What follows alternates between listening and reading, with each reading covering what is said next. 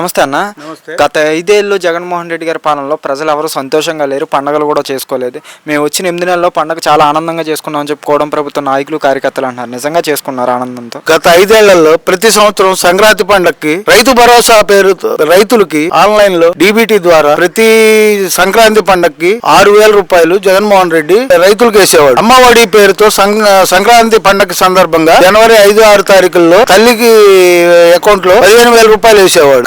జనవరి నెలలోనే క్యాలెండర్ ప్రకారం ఈ జనవరి నెలలోనే ఈ 2 పథకాలు ఇంప్లిమెంట్ చేసేవాడు జగనన్న. సంక్రాంతి పండుగ అద్భుతంగా జరుపుకునేవాళ్ళు.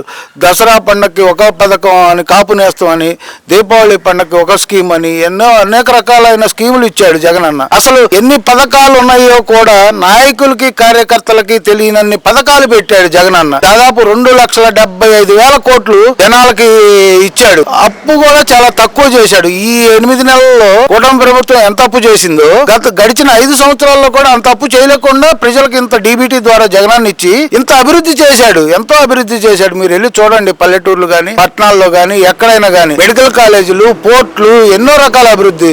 పరిశ్రమలు ఏంటి, ఎన్నో రకాల పరిశ్రమలు పెట్టారు. శ్రీ సిటీలో ఎన్నో పరిశ్రమలు. మీరంతా జగన్మోహన్ రెడ్డి గారు అన్ని విధాలా అభివృద్ధి చేశాడు అంటున్నారు. కానీ మరి ప్రజలు ఎందుకు ఇలాంటి తీర్పు ఇచ్చారు? 11 సీట్లకే కేవలం పరిమితం చేశారు. ఇది నా ఉద్దేశం ప్రకారం, నా యొక్క వ్యక్తిగత అభిప్రాయం ప్రకారం ఇది ప్రజల తీర్పు అని నేను భావించట్లేదు. ఏదో జరిగింది, శకుని పాచికల్లాగా ఏదో జరిగింది, అది నాకు అని నా ఉద్దేశం.